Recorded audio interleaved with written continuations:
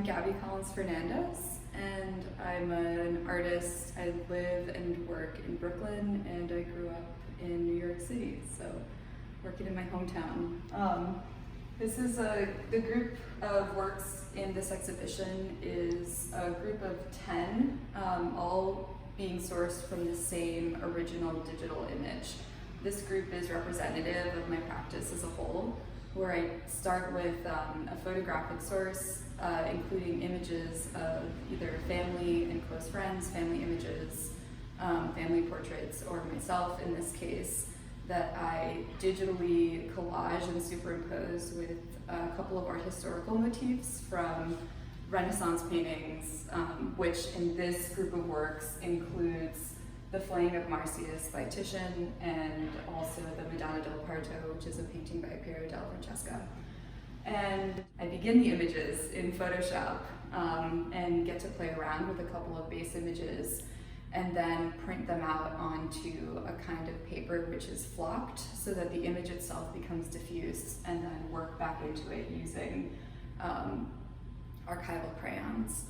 And so what I've been thinking about, especially for this group, was how the same base iterative image can be used over and over again to create a kind of image language and to allow a viewer to experience parts of the image as totally dependent and interdependent on one another, while still resolving in a specific way in each piece. In this case, I'm using an image of myself, which is a selfie. You know, my butt is out for summer. It's hot, and it's sort of time to be free, I guess. Partially because I'd been thinking about how to implicate myself in the image, and how to include myself, especially in relationship to this art historical imagery, in a way that didn't just superimpose my face onto it, but was able to implicate my body or a body, and a way of thinking about the gaze, perception, and how digitality creates a really different concept of the imaginary. So in my case, I think a lot about how when we experience images, like when I have a relationship to art history, as well as to the images that are important to me, I think of them sort of in comparison next to one another on the phone, in the digital imaginary that's both in my brain and which is also exported into like the screens, databases, screens and databases that we interact with on a daily level. And so the images that I'm choosing that are personal are both like obviously important to me, but also are kind of banal, you know? Like they're not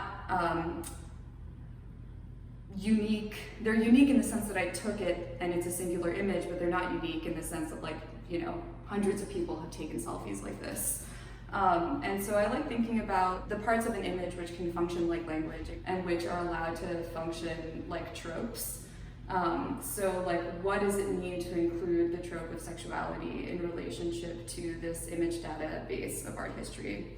I choose the art historical images, I mean, primarily because I love the paintings, but I'm also specifically looking for images that deal with a kind of theater of violence or touch. And so like thinking about the hand and the way that the hand troubles a surface, the way that the hand in painting is representative of so much, from the figuring of the image to the way that a surface is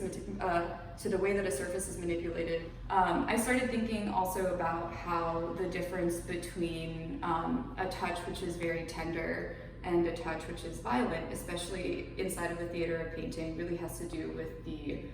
sharpness of the implement of touch and the force by which it's applied. I have been thinking for a long time about how painting functions as especially historically in Western painting, there's really been a lot of focus on how to determine questions of what sociality is, what justice is, how people relate to one another, and how a viewer can come to understand these codes. How the paintings can teach a viewer how to have an emotional response and an emotional reaction to these sets of relationships and social structures. So yeah, I'm thinking about all of these things and trying also to have